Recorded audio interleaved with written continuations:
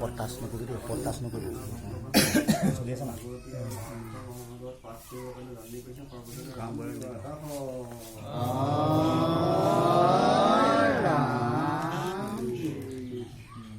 ঘোষাৰ ভাগ পথক প্ৰশংসা আৰু বিপথক নিন্দা দুলৰি জগত পবিত্ৰ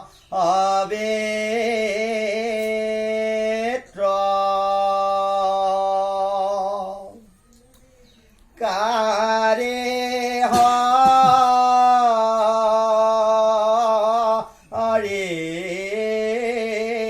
গো নাই কেজাৰ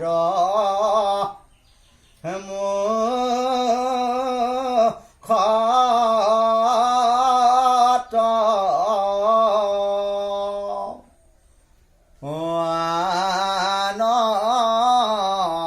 ৰস সম্বন্ধে মিছা বুলি তাক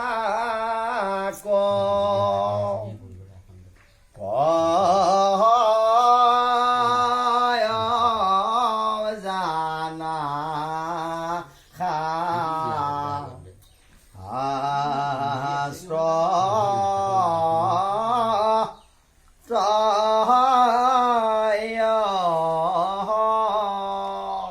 তাকন খোৱা না ভাই জয় দাপিত চিত্ৰ বিচিত্ৰ শুনি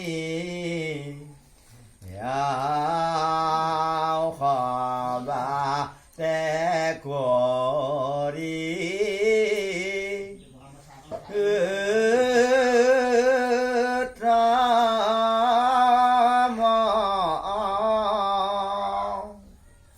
তথাপিতো সেইটো ভক্তি ৰাগত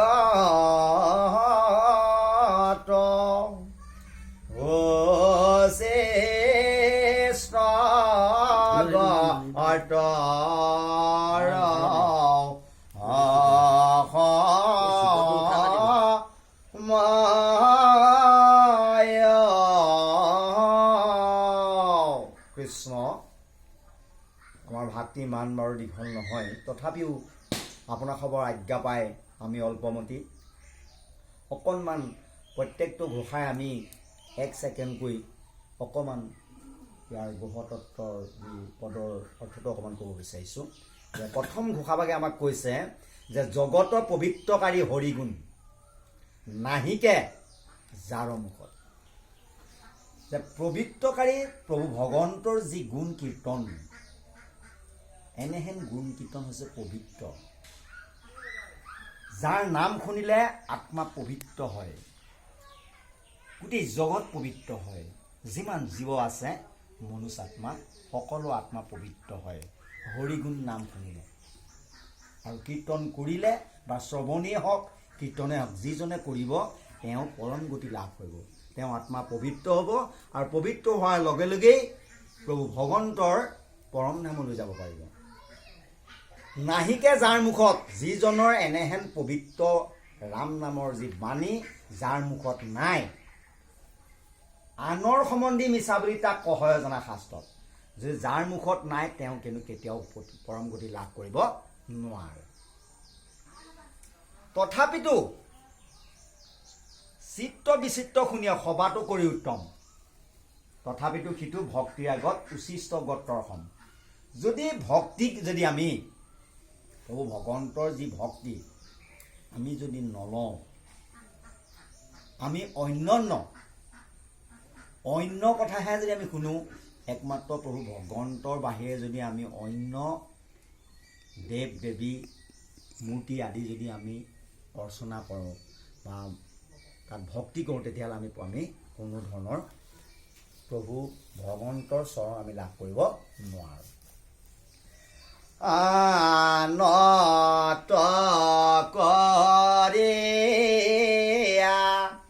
কৰিয়া সেইটো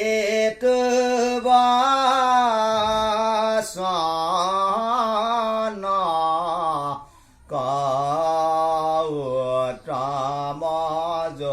তথাপিতো তাত যেটো ৰতে কৰে কাকৰ সদিশ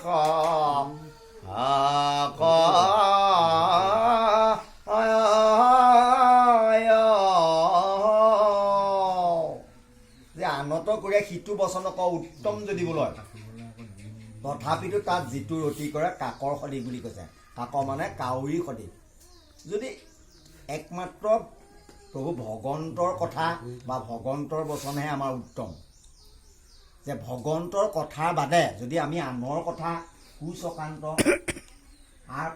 কথা পাতি যদি আমি কুচক্ৰান্ত কুকেটবিলাক যদি আমি পাতোঁ সেইখিনি উত্তম নহয়। একমাত্ৰ ভগৱন্তৰ কথাত যিজনে ৰুটি কৰিব সেইজনহে গতি পাব। আৰু যিজনে ভগৱন্তৰ কথা বাদ দি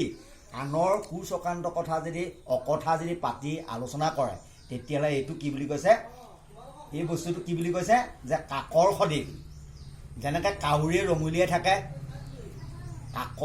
কাউৰীৰ লগত আমাক তুলনা কৰিছে। যদিহে আমি কৃষ্ণৰ কথাৰ বাহিৰে আমি অন্য কথা পাতোঁ সেইটো কাকৰ সদৃশ বুলি কৈছে, অৰ্থাৎ কাউৰী বুলি কৈছে আমাক। পৰম নিৰ্মল সাধু বেজানা উদ্ধম নে কৰে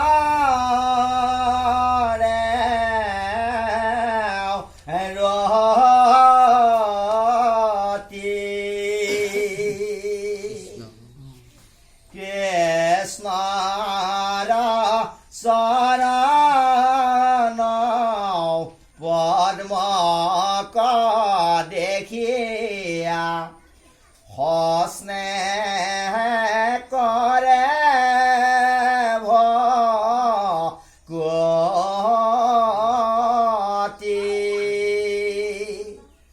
পৰম নিৰ্মল। কেনেকুৱা পৰম নিৰ্মল? নিৰ্মল মানে চফা পৰিষ্কাৰ। সাধুসকল পৰম নিৰ্মল বুলি কৈছে। সাধুৰ মুখত সদায় কেৱল মাত্ৰ প্ৰভু ভগৱন্তৰ যি গুণ কীৰ্তন সেই গুণ কীৰ্তনহে তেওঁৰ মুখত থাকে। কিন্তু অকথা লোকৰ কথা পতা হিংসা দস্যু ভাৱবিলাক তেওঁৰ কুচুত কপটভূ ভাৱ তেওঁ নাথাকে বুলি কৈছে। যে তেওঁ হৃদয়খন নিৰ্মল হৃদয়, য'ত প্ৰভু ভগৱন্তৰ বিৰাজমান হৈ থাকে। সেইজনৰ শৰীৰতহে প্ৰভু ভগৱন্ত পৰমাত্মাই বিৰাজমান কৰে। গতিকে লৈ আমি একমাত্ৰ প্ৰভু ভগৱন্তৰ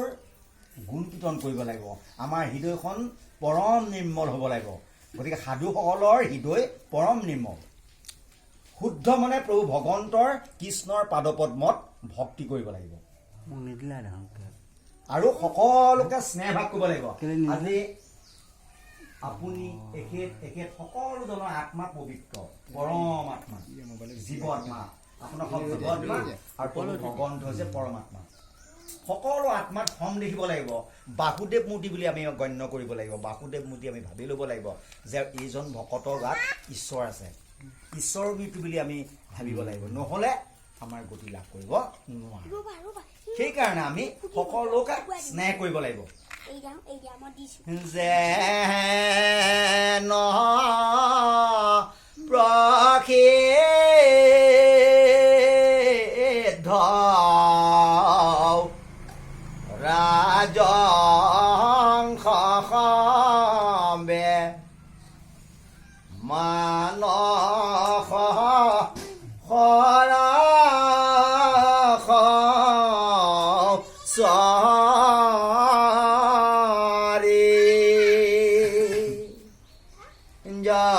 Jalapang kae dugdha panakari padmahar debakha kore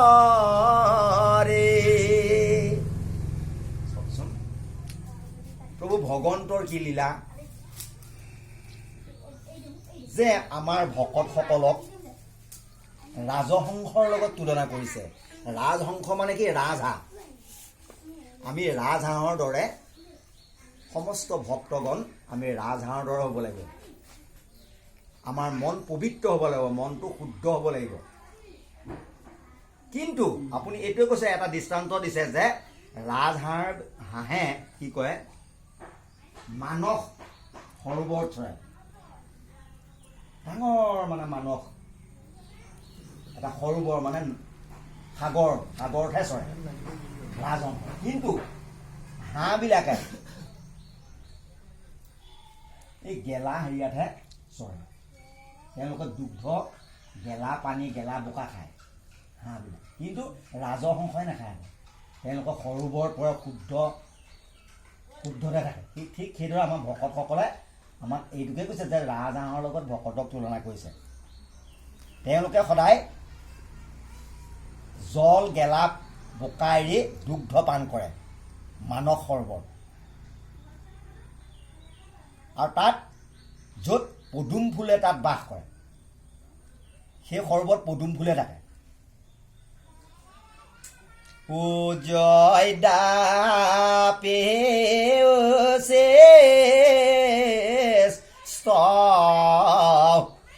গৰ্তা পৰমানৱ বেচেত পৰে থাকয়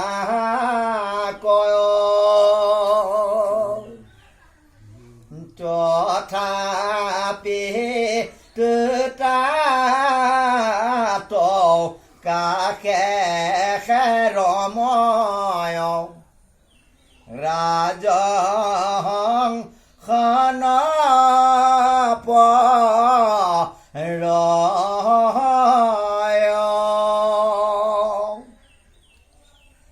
উচিষ্ট গত মানে বেয়া গাঁত গেলা গাঁত তাত কি হয় এই কাউৰীবিলাকহে ৰমলিয়াই থাকে কাউৰীহে পৰে কিন্তু তাত ৰাজহংস বা ৰাজহাঁহ নপৰে কিন্তু ভকতে সদায় শুদ্ধ ভকতে সদায় ঈশ্বৰৰ গুণ কীৰ্তনতহে ৰতি থাকে বেয়া কথা অকথা এইবোৰত তাৰমানে তেওঁ ৰতি নাথাকে কেৱল মাত্ৰ একমাত্ৰ কৃষ্ণ প্ৰভু ভগৱন্তৰ যি ৰাম নাম তেওঁ তাতহে তেওঁলোকে ব্যস্ত থাকে ঠিক সেইদৰে আমাক উদাহৰণ দিছে যে কাউৰীয়ে যেনেকৈ বেয়া গাঁতত গেলা গাঁতত পৰি থকা চোৱা আদি কৰি তাত সেইখিনি খাই থাকে কিন্তু ৰাজহাঁহে আকৌ সেইখিনি নাখায় তেওঁ শুদ্ধ ডাঙৰ সৰোবৰ সাগৰতহে তেওঁলোকে তাত থাকে তাতহে তেওঁলোকে থাকে সেইটোৱে বুজাইছে আমাক জয় দাপে বাইকৰ প্ৰয়োগ নাহিকে পদাৰ্থত ভুল হীন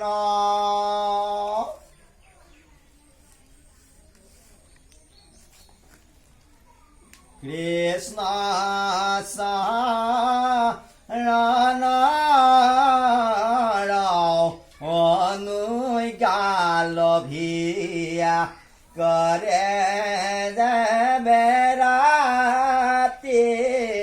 দিন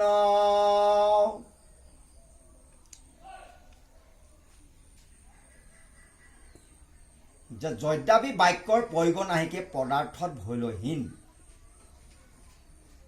কৃষ্ণৰ চৰণৰ অনুজ্ঞা লবিয়ে কৰে যাবে ৰাতি দিন যে ভকতে সদায় কৃষ্ণৰ চৰণ পদ্মতহে তেওঁলোকে ৰতি কৰে তেওঁলোকে কোনো বেয়া বাক্য তেওঁলোকে উচ্চাৰণ নকৰে সেইখিনিত তেওঁলোকে ব্যস্ত নাথাকি একমাত্ৰ প্ৰভু ভগৱন্তৰ কৃষ্ণৰ কথাতহে ৰতি থাকে সেয়ে বচন জনসমূহৰ পাতে কৰে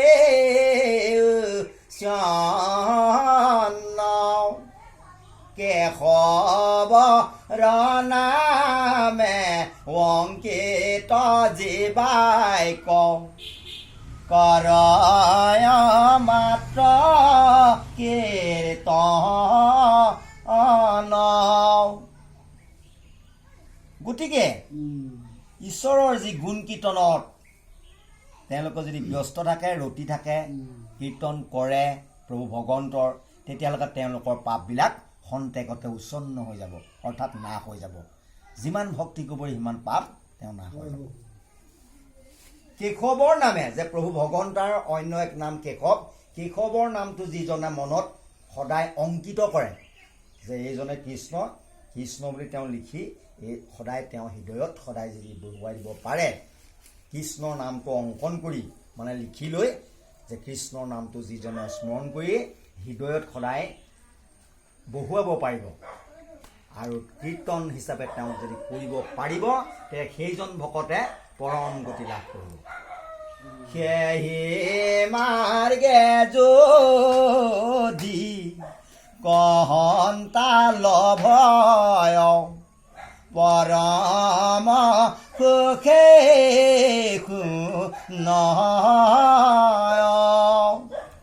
পুৰুষাৰ্থ কৰি শুনন্তা দেখিলে মহাসাৰধাৰূপে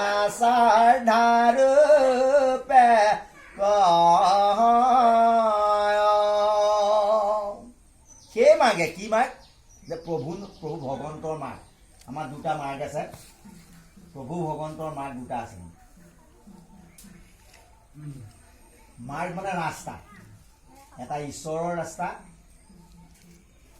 শ্ৰীমত মানে হৈছে ঈশ্বৰৰ ৰাস্তা সেইকাৰণে কৈছে পথত প্ৰশংসা যদি আপুনি ঈশ্বৰৰ পথত যদি যায় আপোনাক প্ৰশংসা কৰিব গোটেই বিশ্ববাসী আপোনাক প্ৰশংসা কৰিব ঈশ্বৰৰ মতে তেওঁ গৈ আছে তেওঁতো গতিটো নিশ্চয় পাবই প্ৰভু ভগৱন্তই জানে তেওঁ গতিৰ পথ দিবই ভাল পথত যদি যায় যদি বেয়া পথত যায় তেতিয়াহ'লে তেওঁ নৰকলৈ গতি পাব সেইকাৰণে কৈছে যে পথত প্ৰশংসা বিপথক নিন্দা যদি আপুনি বিপথে যায় সমাজবিলাকত কুচক্ৰান্ত চলে নাই তাৰ লগত নাখাওঁ তাৰ লগত নাখাওঁ তেওঁ মুখে নুশুনো তেওঁ হাতে মই ৰান্ধনি নাখাওঁ হা সদায় কূটনীতি খালি খেল পাতা সকলো খেলতে তেওঁ ব্যস্ত প্ৰভু ভগৱন্তৰ ৰাম নাম নলয় সকলো মিলা প্ৰীতি হৈ একত্ৰিত হৈ কোনো প্ৰভু ভগৱন্তৰ নাম নলয় কেৱল মাত্ৰ হিংসা গতিকে কৈছে নাই হিংসা দেখোন নাইকিয়া সদায় নাবাঞ্ছা আত্মকফল পৰ ৰাখা হিত পৰক আপুনি হিত সাধন কৰিব লাগিব তেতিয়া আপোনাৰ গতি পাব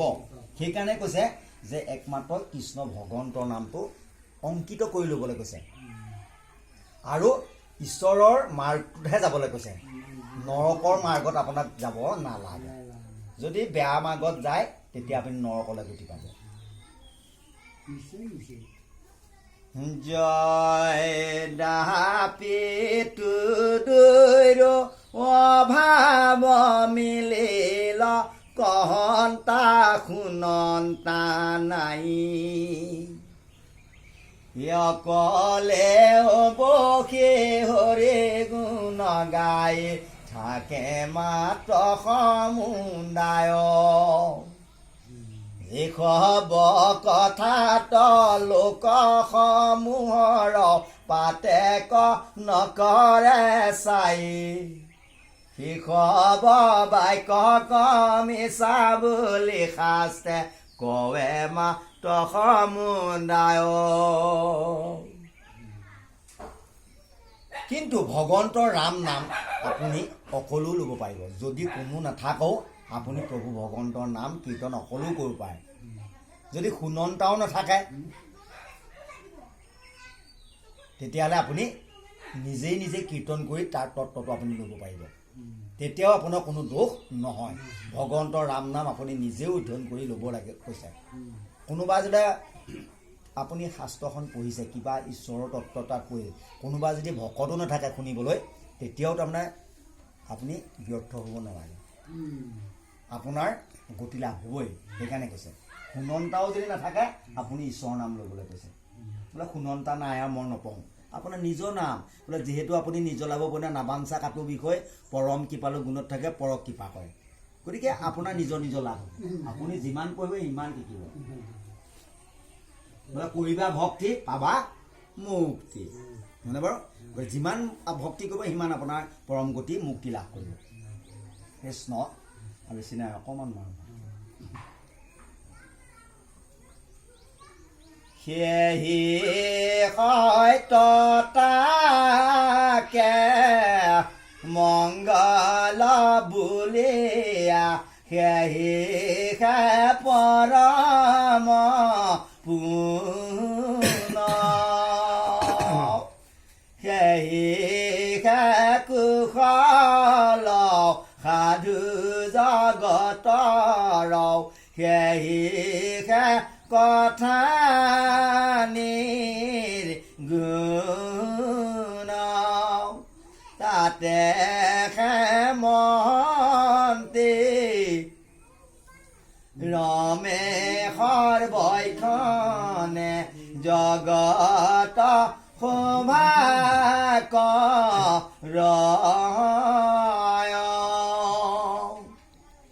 সেয়ে মনৰ উৎসৱ বঢ়ায়ে ক্ষণে ক্ষণে নৱ